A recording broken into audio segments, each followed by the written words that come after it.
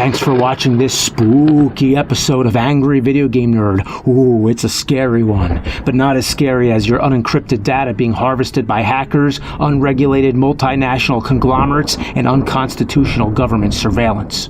But seriously, I recommend ExpressVPN as the easy-to-use application you should use every time you're on the internet. It protects your privacy and security. You could also change your location, which is great for unblocking geo-restricted content. For example, I use it to watch Rowan Atkinson's show, Blackadder. Yeah, it isn't on US Netflix, so set your location to the UK and get ready to laugh. With the fastest connection speeds, apps for all your devices like your smartphone, tablet, even your router, and at less than $7 a month with a 30-day money-back guarantee, it's no wonder ExpressVPN is the #1 rated VPN service by TechRadar. Take back your internet privacy today and find out how you can get 3 months free by clicking on the link in the description. Head to expressvpn.com/cinemassacre.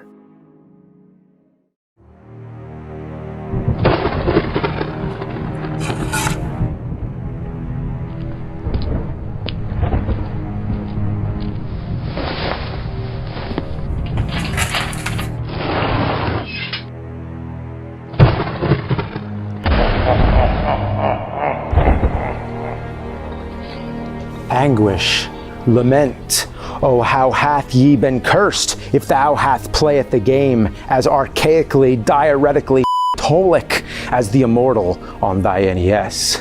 Whence I came, my basement chamber above, where I dispraise such demeaning, failed electronic attempts at merriment, but when they're as loathly as thee, it is but I who has thus sworn to suffer as I descend deeper into the catacombs, a place where true goes to lie face first down in smoldering decay, a place where sorrows exceed the souls and vanquished beings meet their fate. Medieval torture, man, the head crusher, the rack, the pendulum, the Iron Maiden, but none as dreadful as this. Behold.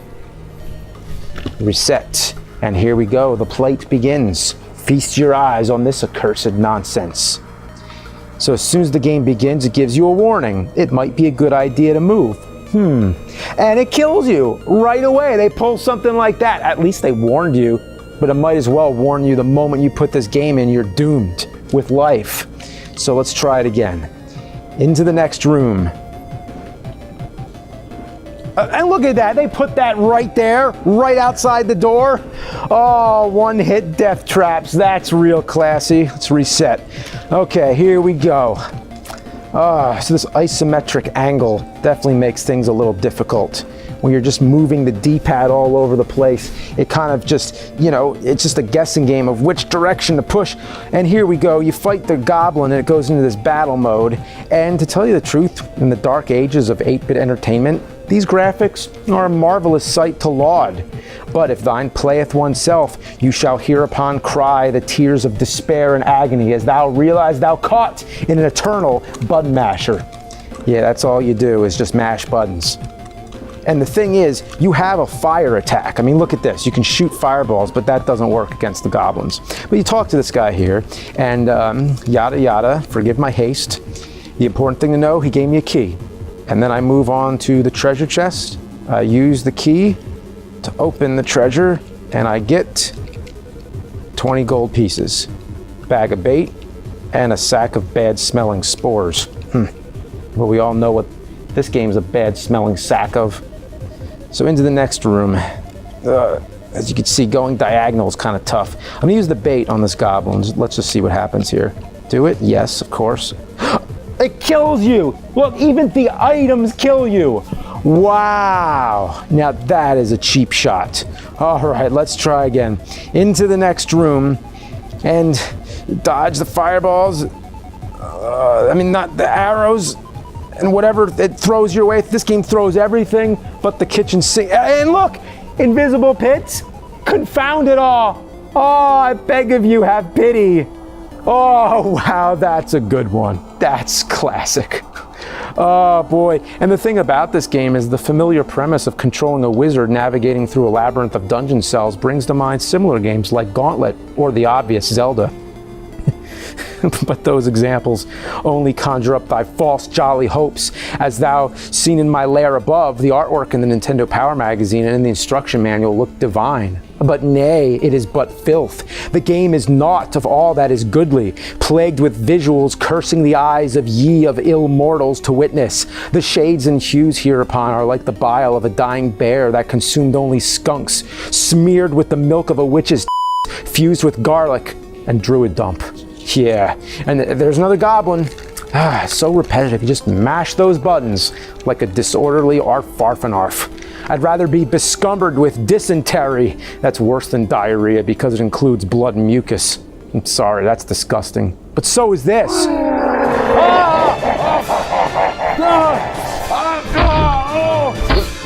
Curse you, foul, abhorrent beast! Eureka, a key. Yonder I shall go as I proceed in my journey to further experience the tragedy of the immortal. Why must it be I, cursed by the gaming gods, to endure this vomitorium? Yeah, vomitorium, yeah, that's an interesting word. It means, or it was thought to have meant, a place where the ancient Romans would all vomit during feasts to make room for more food. But that's just a misconception. It actually means a large Colosseum passage that large crowds can exit through rapidly, such as large crowds of vomit particles rapidly exiting a mouth, gaping in misery over a foul, wretched video game. Anyway, the Immortal. Let's go.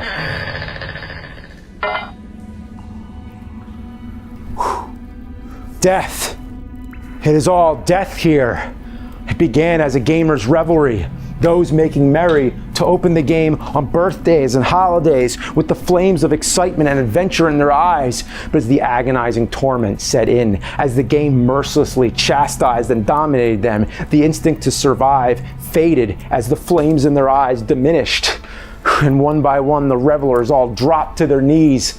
Challenge is one thing, but in this game, every step can be deadly. Arrows, flames, giant worms, and there's bats that blend with the dark backgrounds. I mean, how can you avoid something which you cannot see? Trapdoors are everywhere, which is a cheap shot, no question about it. I mean, can I walk here or will the floor swallow me? I mean, you'll never know. There's no strategy, no reward for skill. Thou must play it repeatedly to memorize where the pits are. These invisible pits are nothing but a cheap, mean-spirited beginner's trap meant to elicit false and ill-earned replay value. And also, if you touch anything, you die. Step on the wrong floor tile, you die. You search the same spot more than once, you die. You approach a ladder or try to climb down a hole from the wrong side, you die. You stand still for too long, you die. You see some tiny little pixel that might be something you can pick up? Nay, chances are it is but death. In other words, bull of the lowest standard. And as mentioned, even thine inventory kills you. When you can't even trust the items, what can you do? Your character is vulnerable to everything, and for a game called The Immortal, it begs the question, who is the Immortal? Because it's certainly not the main character. At one point, in the very first level, you get an amulet, which has an incantation on it. You're given the chance to read it, but if you pick yes, you die. However, the amulet is required to beat the level, so don't read that. But I repeat, the item that is required to beat the level can also kill you. How could you make a game in the year of 1990 following a wealth of other games and ignore all that was done previously right? What art thou thinking? This was made by Electronic Arts? More like electronic farts! Oh, and for hell, this forsaken dungeon. And if you thought this torture could get any worse, it does by enlightening you on how the game could have been better. It was originally made for PCs like the Apple II GS, the Amiga, the Atari ST, and Sega Genesis. And it's no surprise the Genesis version is better, but all of them had much cleaner graphics. I mean, they're bright and they look more crisp. And plus the other versions, especially the Genesis, had gore. Yeah, fatalities, years before Mortal Kombat. Heads get sliced off, and look at that, like bodies get cut in half vertically, heads explode. I mean, this game had but it was neutered on the NES. And wouldn't you think the NES, the flagship of all nostalgic video game consoles, would be home to an acceptable version of this? It was a good game. It was a good game. It even had gore. And I was just playing a bad version all along of the NES. Oh, why? Why? Oh, I can't take it anymore. I thought I knew, but nothing could prepare me for this repulsive dung heap. It's a repetitive task, going through the same motions, only to progress 1 inch closer to the goal. It taunts you. The game knows. It allows you to get 1 step slightly further. It's like running a 100-meter dash, but with a bungee cord attached. As soon as you make it near the finish line, it yanks you back. It's a journey so far traveled, yet barely have you gone forward. However, if you do make it to the end by some miracle, you have to face a dragon. That's right, it always ends with the dragon. So with this dragon, you're powerless to fight him. You can only use defensive maneuvers. So what you need to do here is dodge 6 of the fire breaths with 6 blink spells. Now you only have 6 blink spells, so if you miss 1, then you're done. You have to start over. And this dragon, sometimes it shoots the fire right away, other times it leans back and like fakes you out. So you have to memorize the pattern. And that's not all. There's a 7th breath where you have to use the fire protection spell. And again, it's at a very specific time. If you miss it, it's over. And that's what sums up this game. Just memorizing patterns and knowing which items to use in which order. It's all a cryptic trial of error, just like Dragon's Lair. Oh, the Immortal will live on forever as a sadistic, demented electronic mechanism of human suffering. Oh, some masochistic alchemist invented this concoction of death traps, awkward combat, stiff controls, items that kill you, constantly dying and starting over. It only leaves you with frustration, anger, sadness, and crippling disappointment, emotions that belong nowhere near video games. And when the manual's more fun to read than play the actual game, you know you're in trouble. I longed for a time when I knew not what this game was. I longed for the big rigs, the LJNs, the Fred of yesteryear. I rue the day I ever became trapped in the Immortal, a game where I've stared at the same room so long the pixelated walls have become my eternal home. I rue the day I was born upon this earth, which has spawned such primordial, putrid engineers capable of creating something so apocalyptically horrid.